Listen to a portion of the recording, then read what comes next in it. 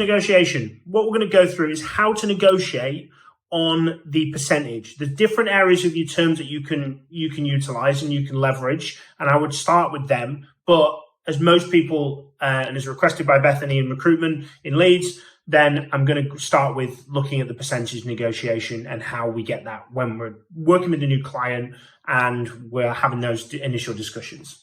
So the first thing to consider is if we should negotiate or not. Now, depending on how many years of experience you've got, you may say yes, you also may say no. I'm going to be pitching towards loads of different people here, so I'm going to give you the tools, because if you don't negotiate, then you're probably not watching this video and it's probably of no interest to you. So I'm guessing you are having a level of negotiation, and therefore, yes, let's get some negotiation in play. So when should we negotiate? We should negotiate if we're low on searches.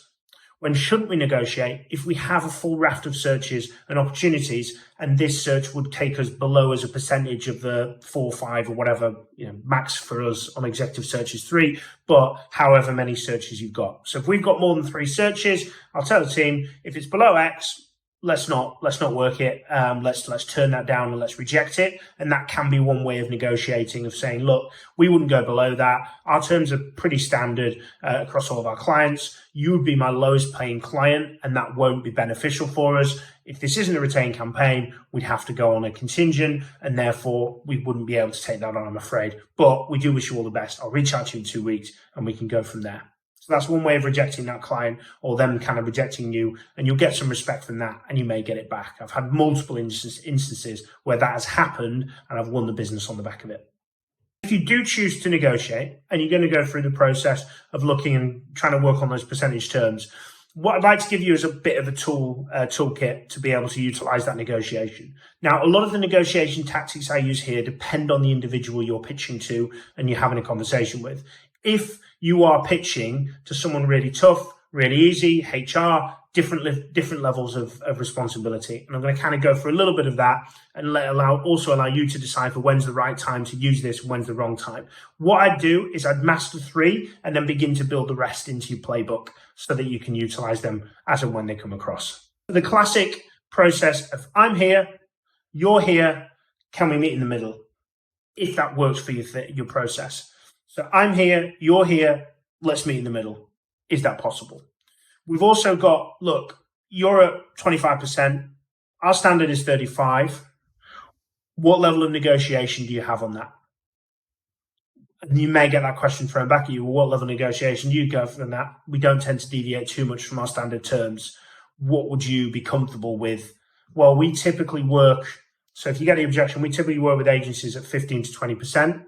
You can leverage on the basis that they're coming to you, they've got existing suppliers, and they're clearly not delivering. And then you can say, well, look, that hasn't worked for you to this point. Would you be happy if I had an absolute A-grade candidate to pay more for them and get this search off your table? If you're dealing with people lower down in the organization that you don't feel are in a position where they've set it, asking them the question, is this set by you or is this set by someone else in the business? If they say it's set by someone else, do you have any level of flexibility here, or are you hard-lined on this? You can then understand whether there is a level of negotiation. Because a lot of people are trying to negotiate with people that can't make decisions, but they don't want to tell you that it's not their decision because that undermines them a little bit and they want to take ownership over what they do.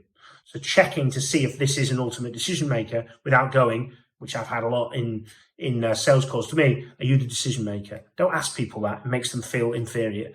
Is this set by you or is this set by someone else in the firm? Breaks that down nicely.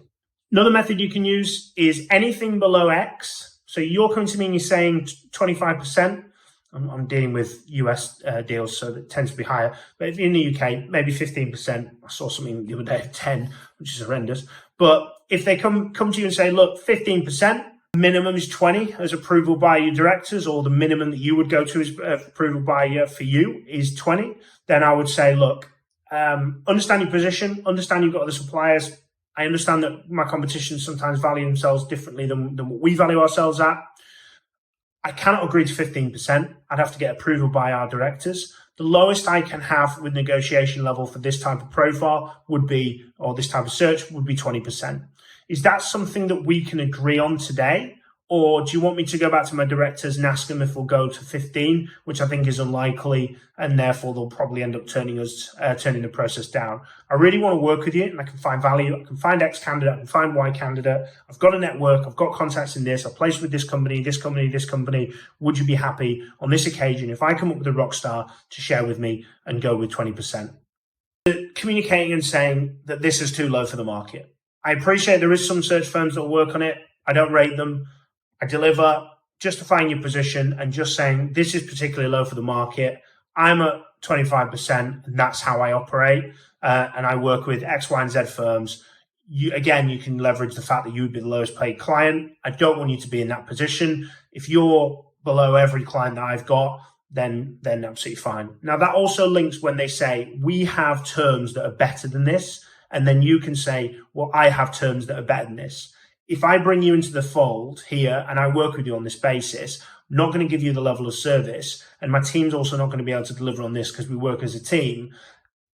If it's research team and if it's a retainer saying, look, you would be my lowest paid client. I appreciate I would be your highest paid agency, but you would be my lowest paid client. And how do I motivate myself to get the right people in front of you when I have clients that are working with me at 32, 35%, etc. If you've got any questions on negotiation, it's an area I love. I love the deal-making process at the end, making sure we get the terms of the candidate right, compensation, rest of contracts, etc., but also that negotiation piece of how do you squeeze that little bit of extra.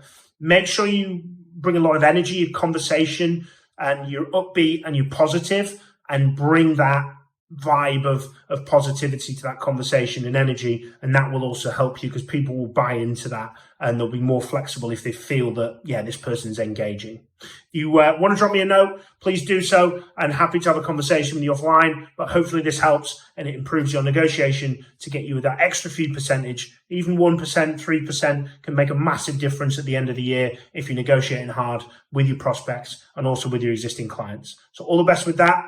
And keep smashing it.